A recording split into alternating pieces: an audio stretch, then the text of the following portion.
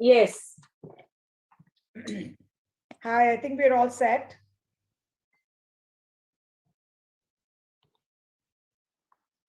Hello. Hello. Hi, everyone. Hi, Dr. Kanchan. Hi. So let's begin. Prashant, are we ready to go? Yeah.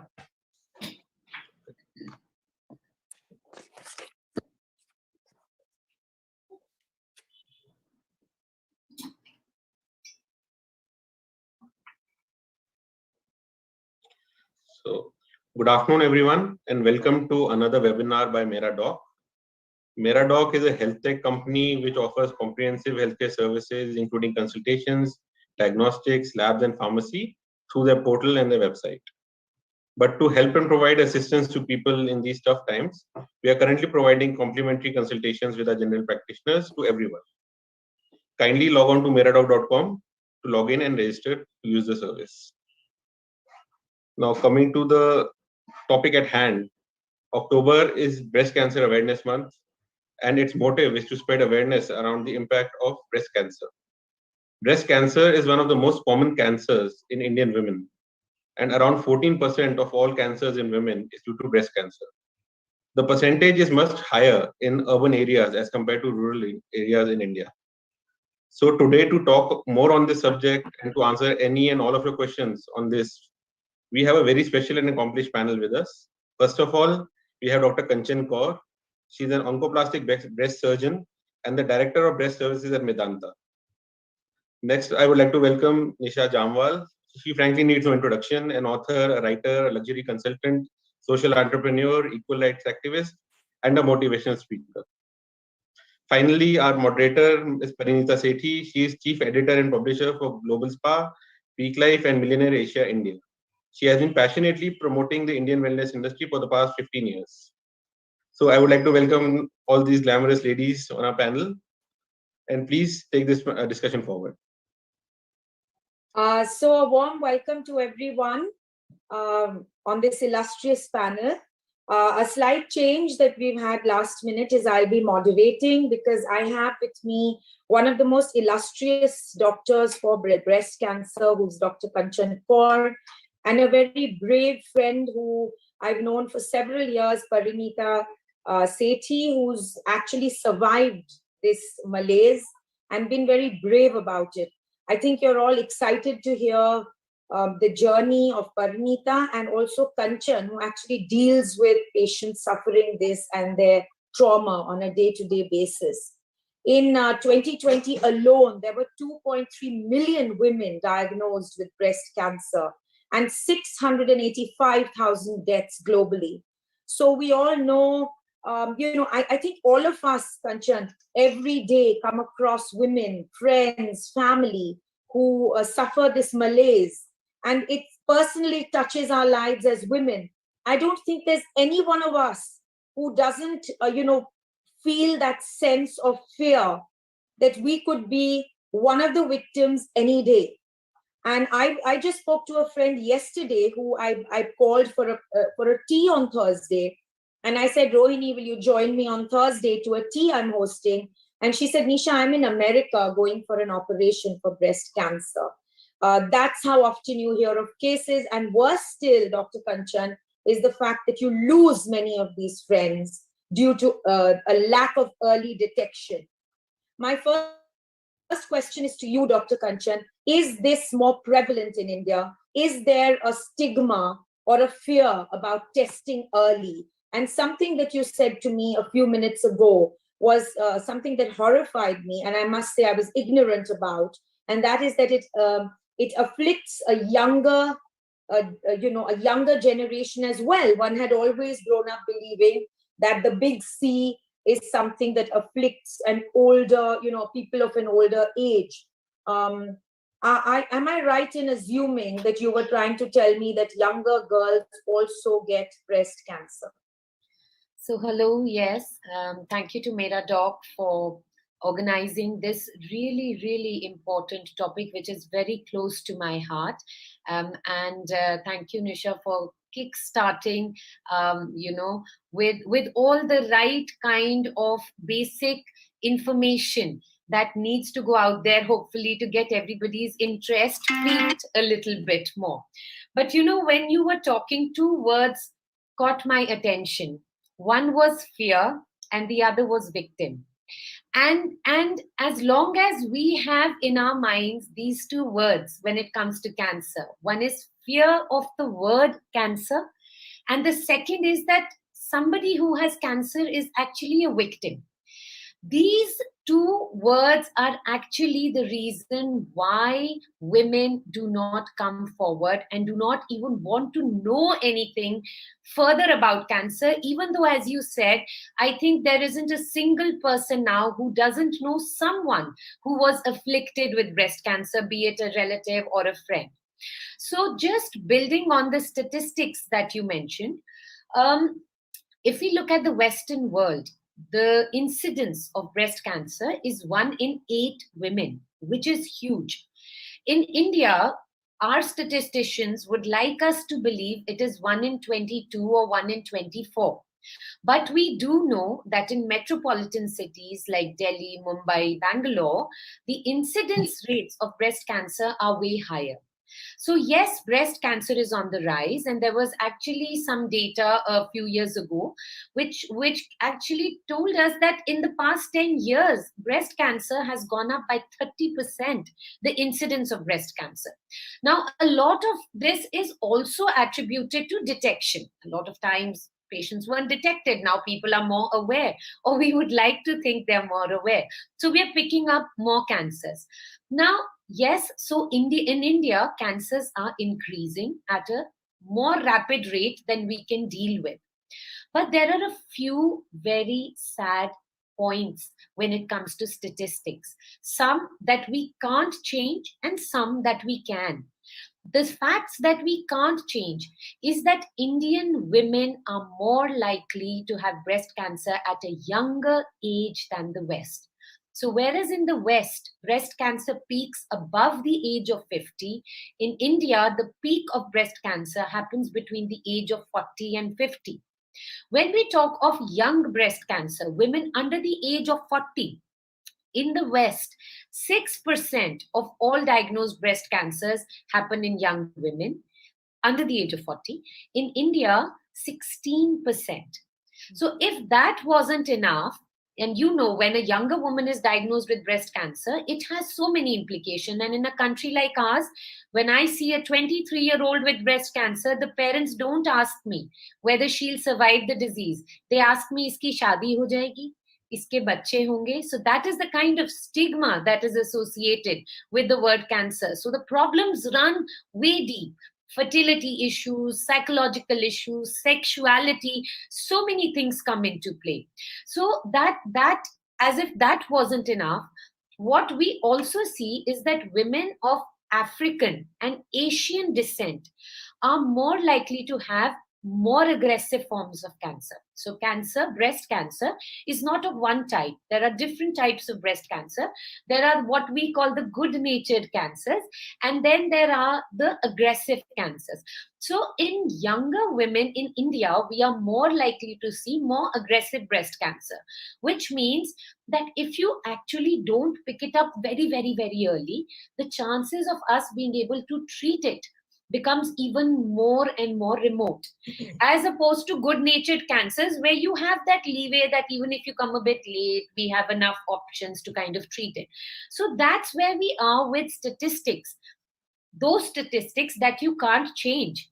But there are statistics that we can change. And the saddest statistic is that in the West, 90 to 98% women who are diagnosed with breast cancer will be alive at 5 years after their diagnosis.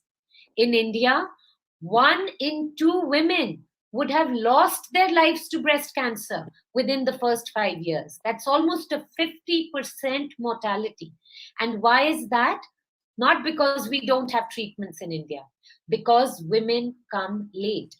80 to 90% breast cancers detected in stage 3, stage 4, where it is very difficult to treat. So that's where we are with regards to statistics.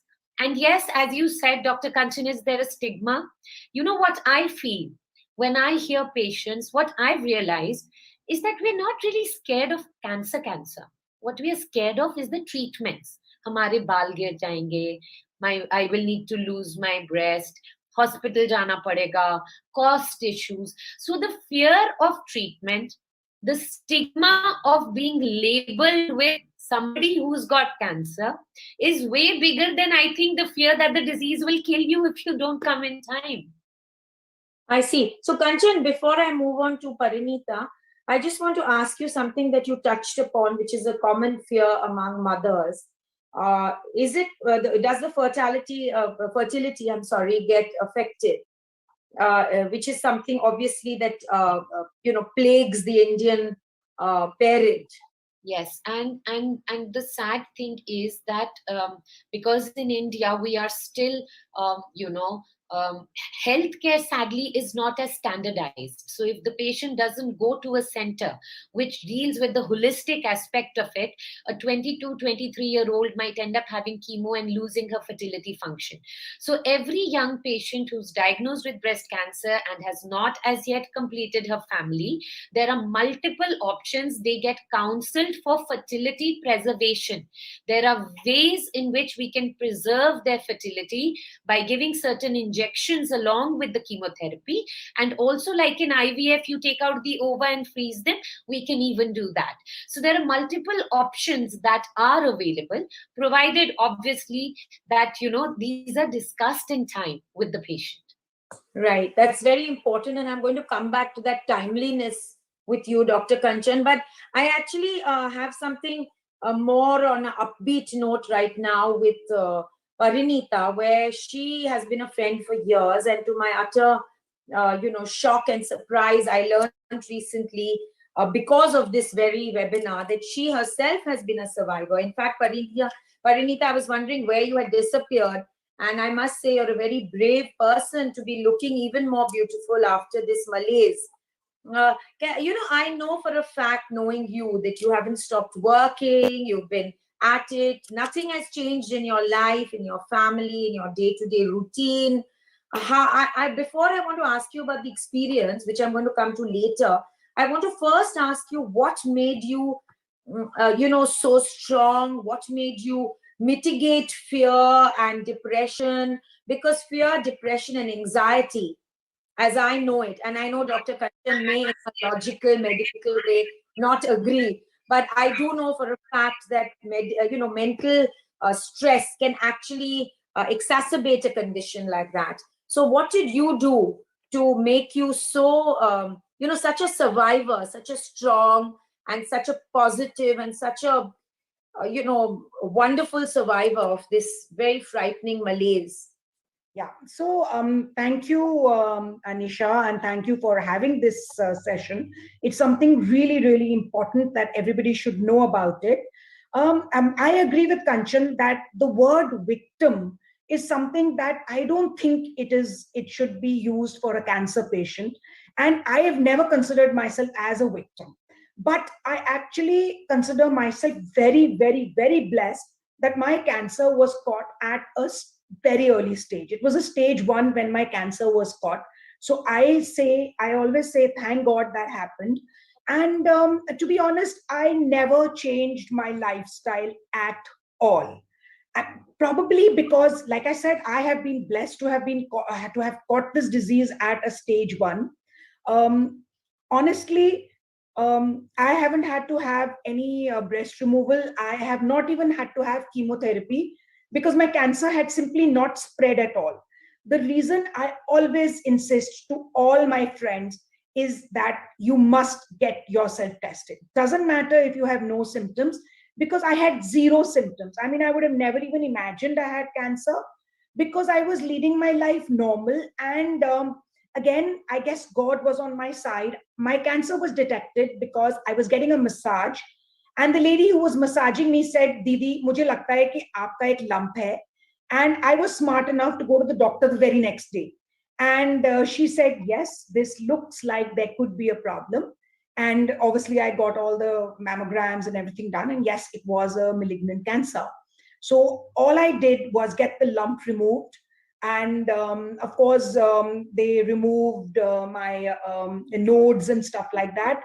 The doctor told me that you may get chemotherapy if you want, but I really don't think you need it. But I did radiation. And honestly, I carried on with my life just like normal.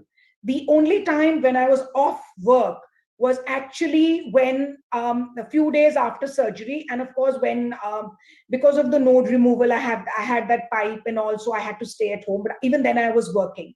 And interestingly, when I used to go for my radiation, my husband used to tell me that, okay, I'll come along with you. And I told him, why would you come along with me? It's 25 days of radiation. You'll have to leave your work. You won't believe it. I used to actually drive to the hospital myself, get the radiation, and come straight back to work. The reason why I didn't go into depression is because I didn't stop working, and I didn't let it, I never let it engulf me or let myself feel. I won't say that it didn't impact me. I cried for one day because I was like shocked. How can it happen to me? And then I said, what the hell? Why am I crying? I should be thankful that I've got it so early. If I hadn't got it early, I had no symptoms and it could have just gone on. So what I always emphasize again to all my friends, please go for a test. And I got the cancer. I was a young cancer, whatever, because I got it before I turned 40. So I've never let it impact on me. And that's what I always emphasize: early detection, early detection, early detection. And really, it's no big deal. Having said that, it's no big deal. I forget it for 1 year, but I make sure I go for my tests on an annual basis.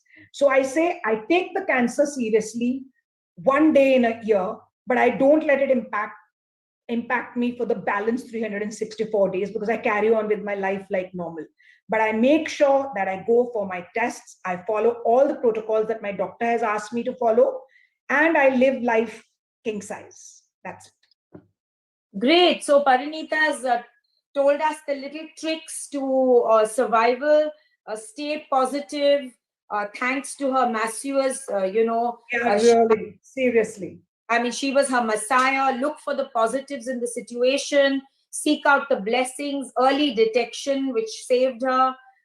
Get yourself, tested regularly, which is why she was detected. Continue to work. It diverts the mind. Choose your battles. Don't, stress the small stuff. Help friends to detect. The attitude of gratitude is what comes through very strongly in Parinita's, entire dealing and coping with such a malaise. So there's a lesson to all of us from Parinita. But coming back to Dr. Kanchan, Dr. Kanchan, correct me if I'm wrong, a woman is detected with breast cancer every 4 minutes, and one dies every 8 minutes due to breast cancer as per data. And 1 in 28 Indian women is likely to develop breast cancer during her lifetime. So is there some way, Dr. Kanchan, I know research is not very, coming forward with this particular point, but are there some ways apart from early detection that can help us mitigate this malaise?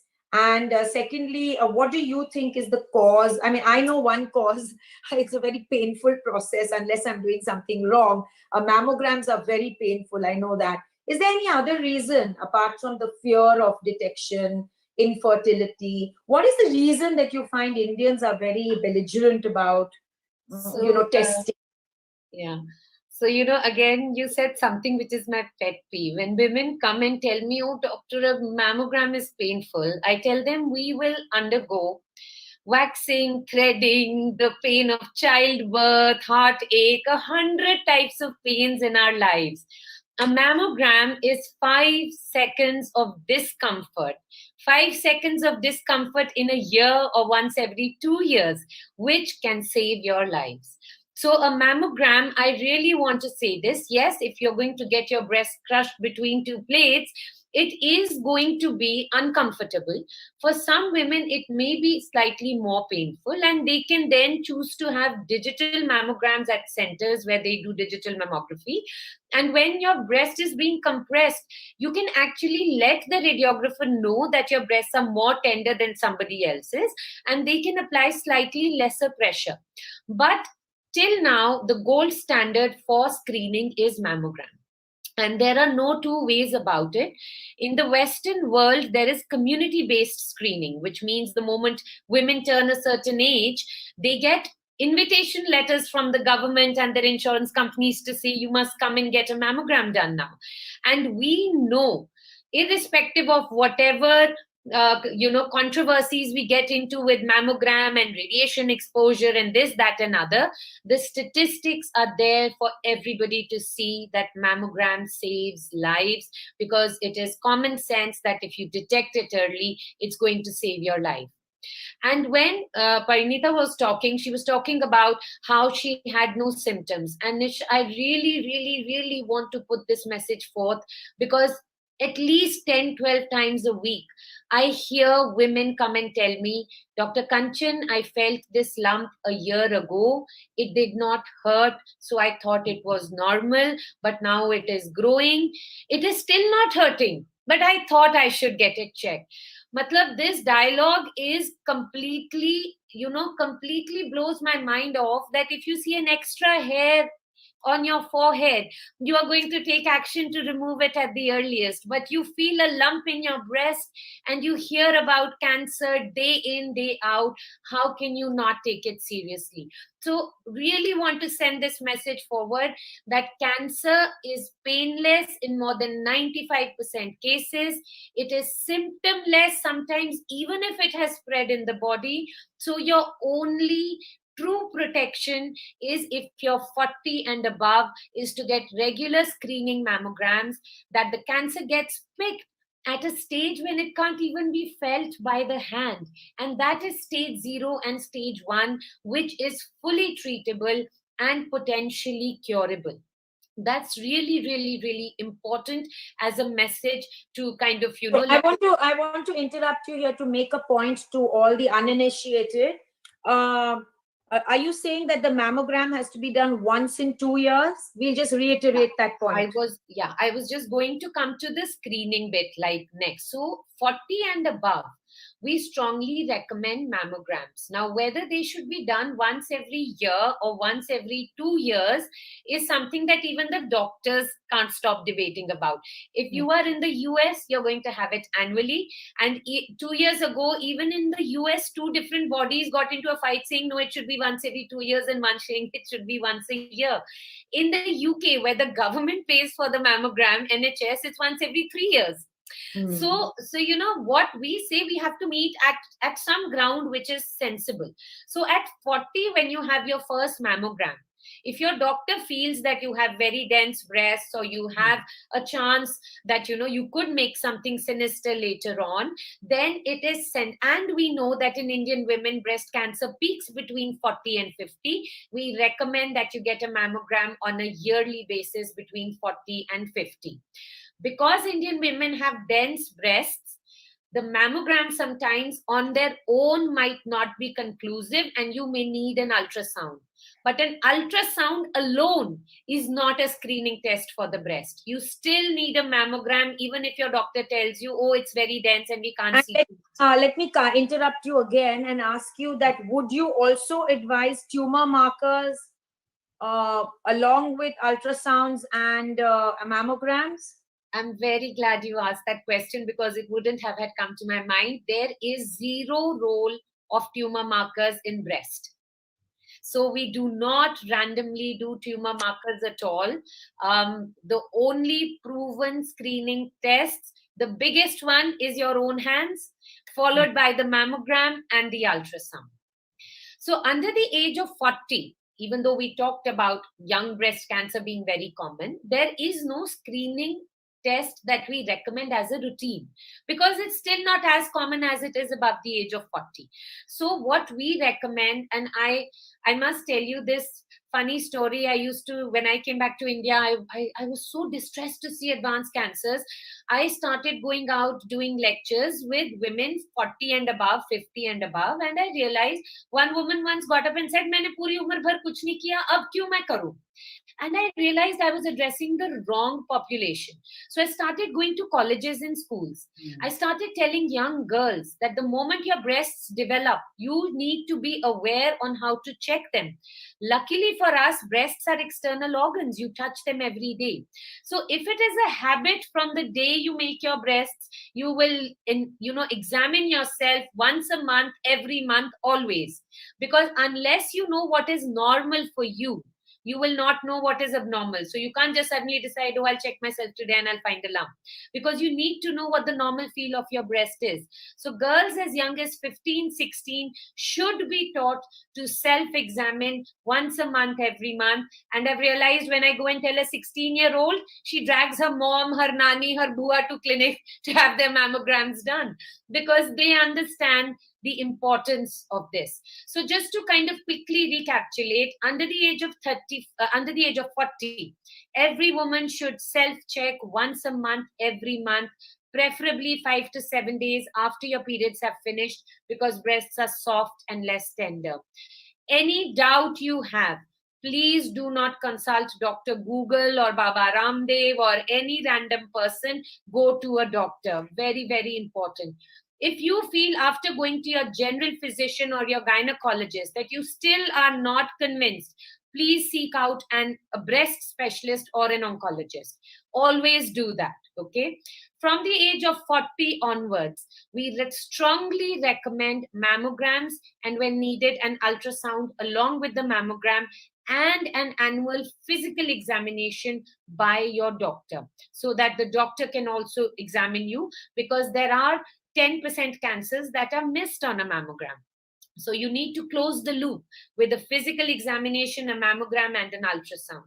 And please remember, just because you had a mammogram today doesn't mean you can't develop a cancer 3 months, 4 months down the line. So don't relax. That monthly self-check is extremely, extremely important.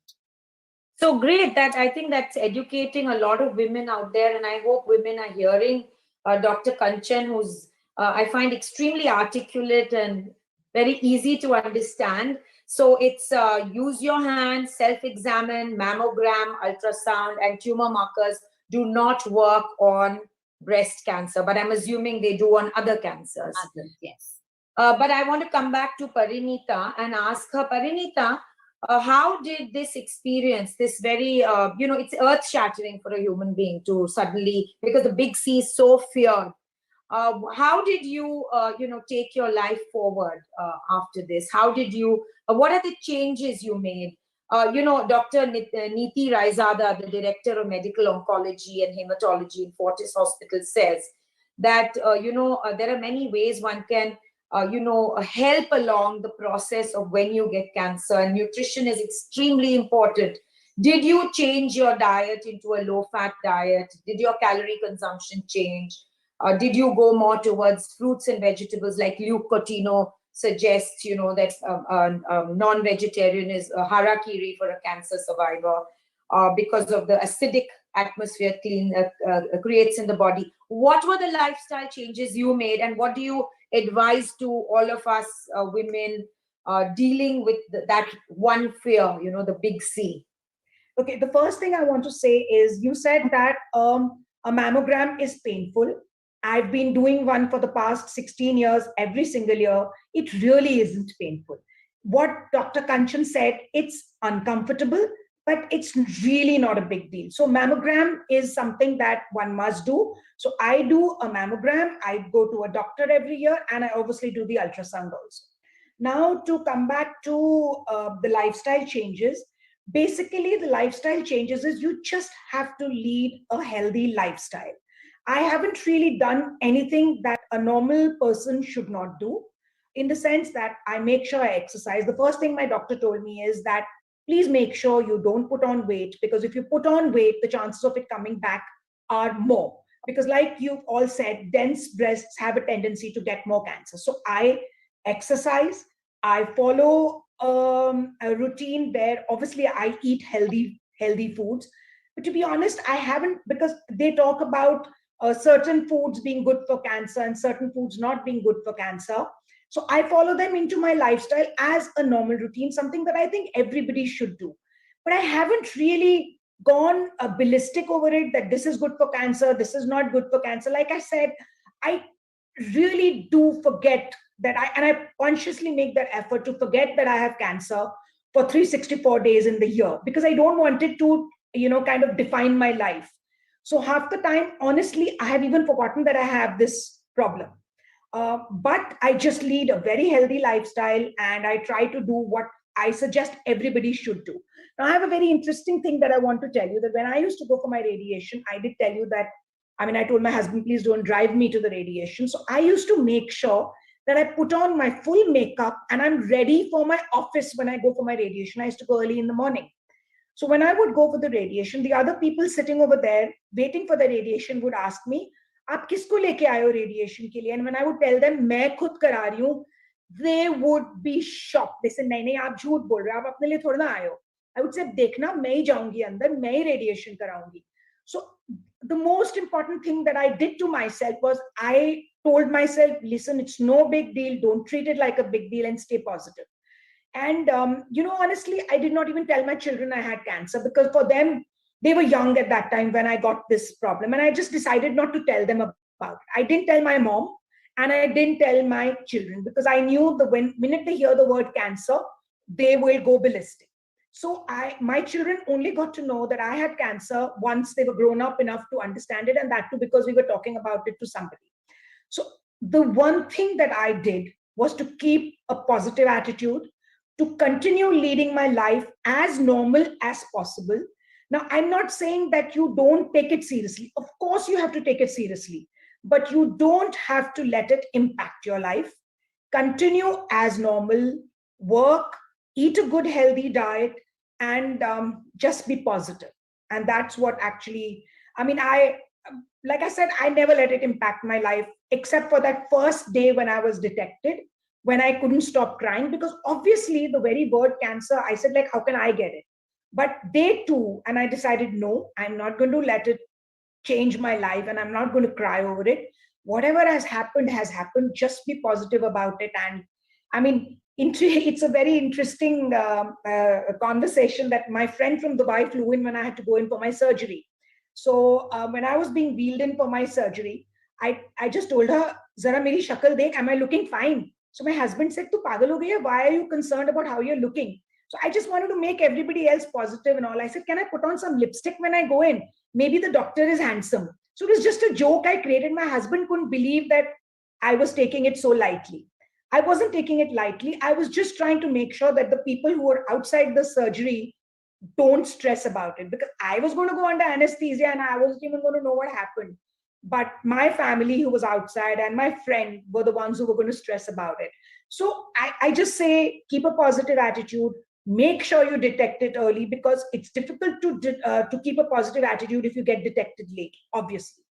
So I keep emphasizing that again and again. Can I just come in here for 1 second? Yeah. Vanika, that's so heartening to hear, because when I sit in clinic and counsel patients, I tell them one thing, is that the battle of cancer is 50% in your mind that fights it, and 50% is what your body fights. If your mind wins the battle, your body is never going to lose.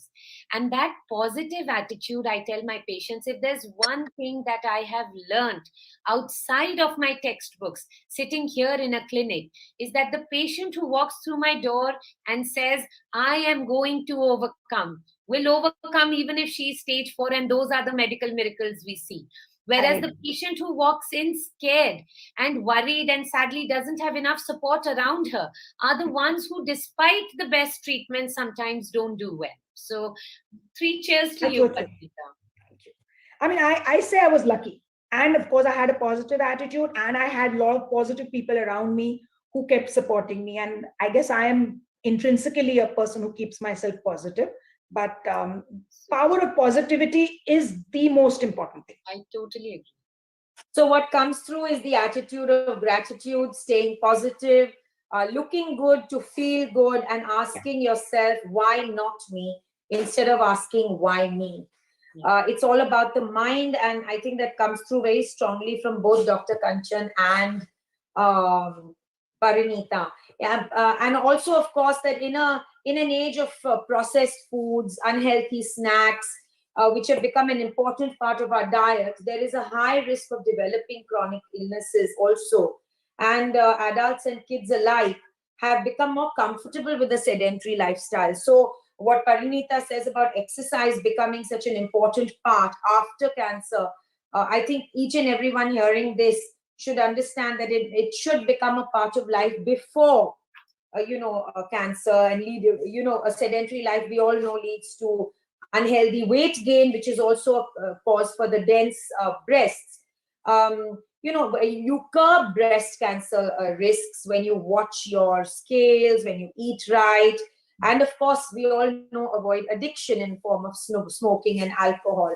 These lifestyle habits are extremely unhealthy and increase the risk of cancer and chronic other health conditions. But Dr. Kanchan, because mammograms are your pet peeve, we didn't address the first part of what I asked you. With Parinita, we've gone through the journey of the aftermath.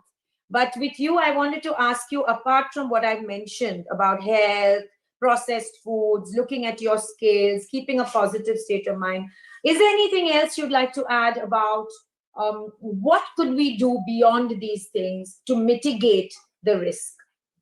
So just before I answer that, just want to clarify a point on density of breasts.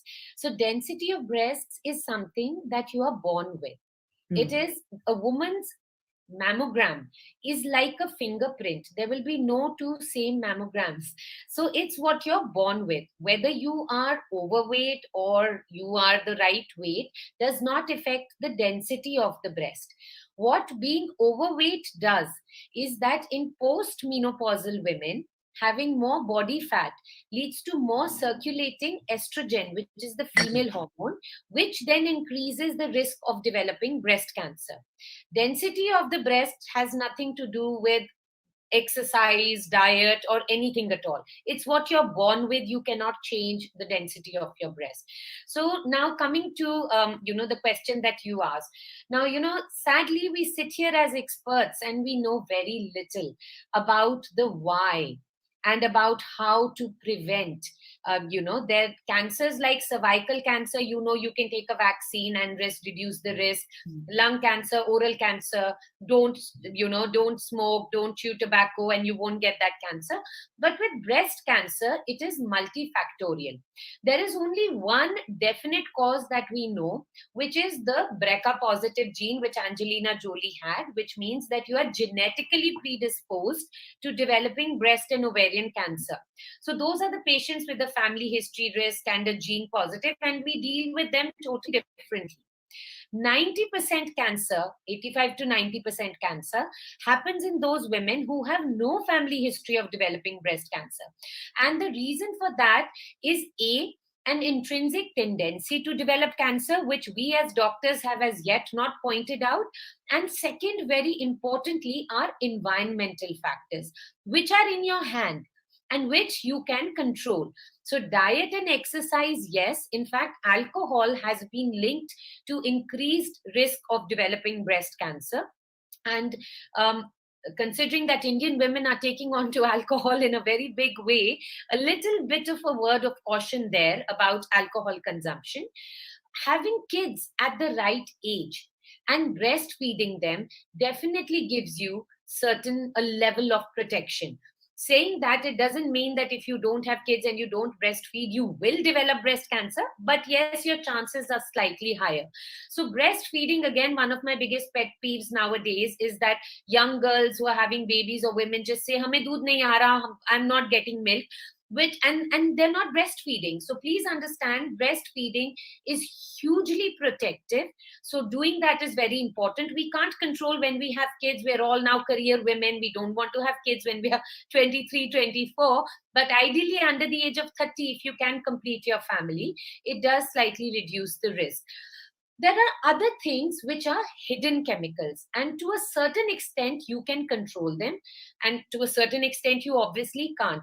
And I'd like to tell you all about the Macmillan breast cancer webpage, which is a UK-based Macmillan. It's a cancer-linked. They support patients who have cancer. They have a lovely chart on their website which says "Ditch the junk." Okay. And you know what the junk is? You'd be surprised to read. It starts with your normal toothpaste because it has chemicals that can cause cancer. It goes on to your cosmetics. Now you find cosmetics which say very bold, in bold letters, paraben free. Till 5 years ago, nobody told us there was something called paraben in our cosmetics that could cause cancer. You go to buy plastic bottles to put water in your fridge, and there are big stickers saying BPO free. What is this BPO? Till 4 years ago, nobody told us there was something called BPO in your plastic bottles. So what we have to understand is that we are surrounded by chemicals that are called endocrine mimickers. Endocrine means your female hormone. Mimickers mean they mimic your female hormone. And when they come in your body, they can come through your cosmetics, they can come through the insecticides and pesticides in your food. And these can then disrupt your hormonal cycle to produce cancers like prostate and breast.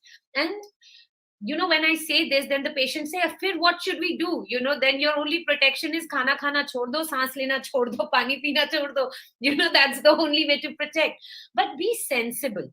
Be very sensible in the choices you make. So if you have a little kid and the child says, "Mummy, I'm hungry," don't give them a packet of chips or a packet of kurkure. Find a carrot, peel it, and give it to them. Give them good habits from when they are young, because it is all of this processed food industry that has caused the spurt in all the diseases that we are seeing. So please understand that if you try to live your lives like your Nani Dadi lived many, many years ago, we will actually do ourselves a favor. Very quickly, I don't know if any of you is as old as I am, but I do remember that when we had to have chawal or atta in the house, we had to either, put it through a sieve to take out the keede, or somebody would sit and remove the little black and white. Ajkal, there are no insects, pests in your food. Why? You bring vegetables and you buy the shiniest, same looking apples, the shiniest, same colored bhindi, and that when you cut, there is never any worm in it. But that is not natural. So if you can go organic, I know again that is a big debate, but try to be natural, eat local, eat seasonal, eat fresh, stay away from processed foods. And it's very easy to say, try to lead a stress-free life. All of us have stresses. It's how you deal with your stresses, which is very, very important. And also, before I forget to add this point, is about the sleep cycle. And I think especially with COVID and our phones and this blue light surrounding us all the time, it is so important to understand that our body runs according to a rhythm called the circadian rhythm, that we need to have sleep in the dark, not with the light on, not with the blue of light of your phone on your face. You really, really need to understand that sleep pattern is important. In fact, a nurse on the NHS in England took the NHS to court because she did night duties for 10 years and got breast cancer. And she was able to prove in court that because I had had a disrupted sleep cycle, I had a disease come in my body. So, it's actually a bit funny that we talk about these things, because these should come naturally to us. They came naturally to our grandmothers. You wouldn't have to tell a village woman to say, "Subah utke aap exercise kijiye." Well, her whole day is exercise, and eating fresh and healthy and making the right choice in food, in cosmetics is extremely important.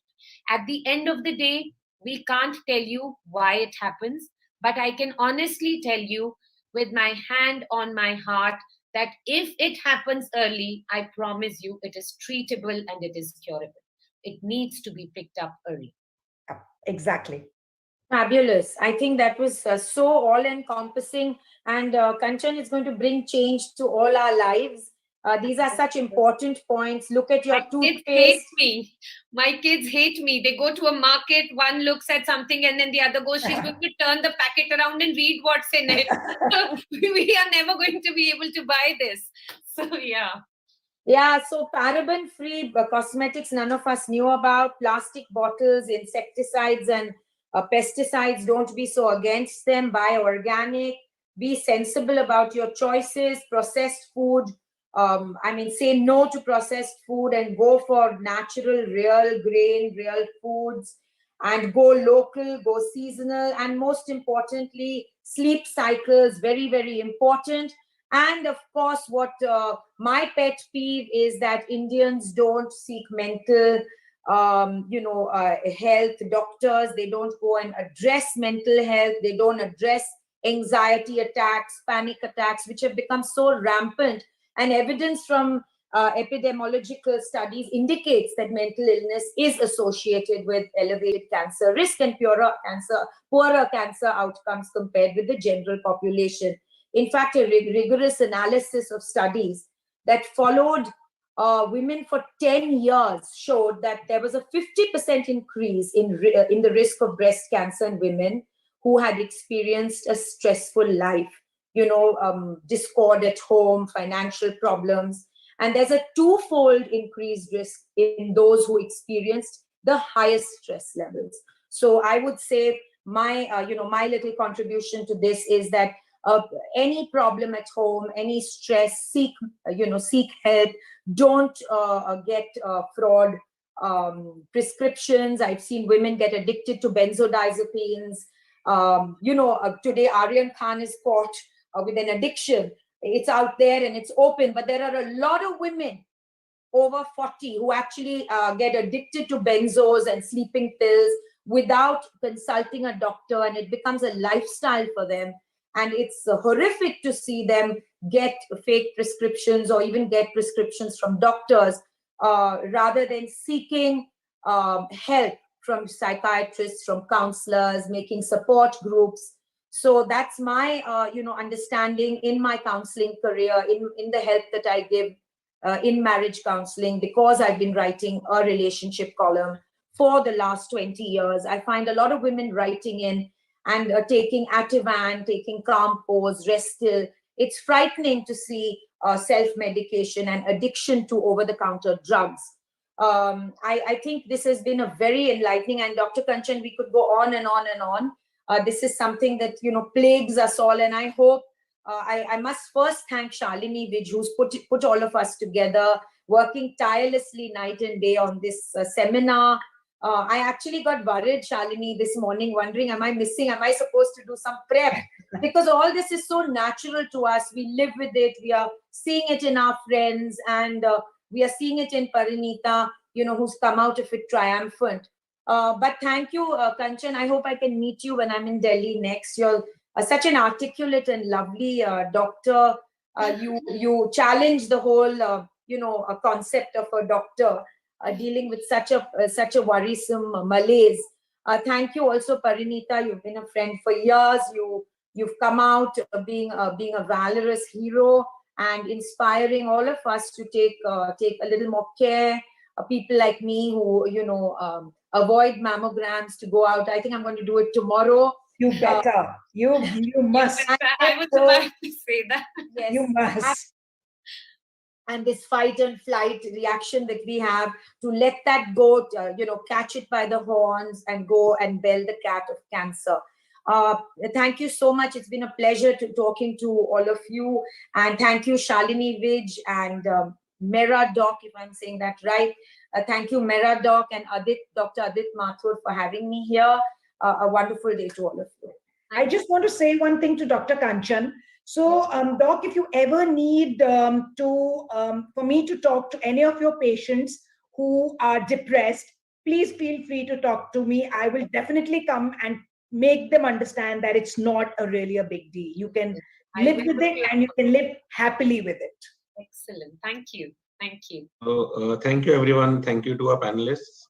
So the key take-homes for today have been like, first of all, it is very difficult to pinpoint a cause to prevent breast cancer. Most people diagnosed do not have a family history, they do not have any specific pinpoint triggers to, say that you are at higher risk. Secondly, timely screening saves lives. So like Dr. Kanchan mentioned, getting a mammogram every year, every 2 years after you turn 40, educating young women who are undergoing adolescence, developing how to do a breast self-examination, that is the key. So ultimately it is in your hands, early diagnosis. Third of all, a positive diagnosis does not mean the end of the world. Newer treatment options are constantly being developed. And now, as Dr. Kanchan has said, even stage 4 cancers are now treatable. So it is not the end of the world. It is not a death knell like people used to say that you have cancer, oh my God, you're going to die. So it is not there. And lastly, taking example from Parinita, a positive attitude always leads to better outcomes. If you have a positive outlook on whatever illness you have, the outcome is always going to be a good one. You go through life with a positive attitude, I'm sure that you will be free from illnesses and you will be a better at the end of it. So I would like to thank all of our panelists. Thank you for sharing your valuable time, Dr. Kanchan, Nisha, Parinita. Thank you so much.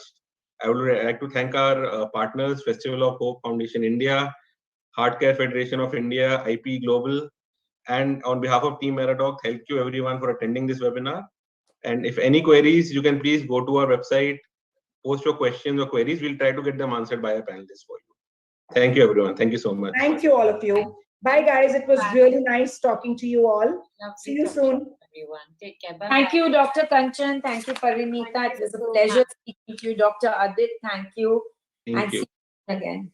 Thank you, Nisha. You did this beautifully. Beautifully. Thank you so much. Nice. Thank you. Excellent. All right. Bye, girls. Bye. Bye-bye. Bye.